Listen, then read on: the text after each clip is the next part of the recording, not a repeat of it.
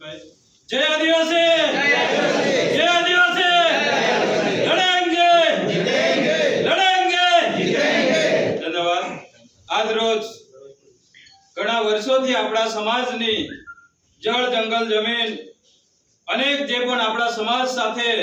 જે અન્યાય થતા હતા છેલ્લા ઘણા સમયથી જે આપણી લડત હતી લડતમાં સાથ આપનાર એવા આપણા આદિવાસી મસીહા તરીકે અને તમામ આપણા વલસાડ જિલ્લાના મતદાતાઓની જે અપેક્ષાઓ હતી કે અનંત સાહેબને આપણે લોકસભાની સીટ મળવી જોઈએ અને તમામ રેલીઓમાં એ જ જુસ્સો અને એ જ હોસલો હતો એ આજે આપણને જે મળી રહ્યા છે અનંતભાઈ તો તમારે જોરદાર આપણે અનંત સાહેબને આપણે જોરદાર તાળી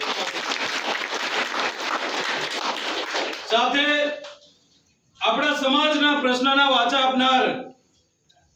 અને આપણા સમાજના ઘણા વર્ષોથી જે આપણો સમાજ પીડા રહ્યો છે અનેક પ્રશ્નોના સાથે એક જ વાત આવે ગમે તે રેલી હોય તમામ કચેરીની અંદર એક જ વાત આવે કોણ આવે છે અનંતભાઈ આવે છે ત્યારે એ પ્રશ્નના હલ થઈ રહ્યા છે ત્યારે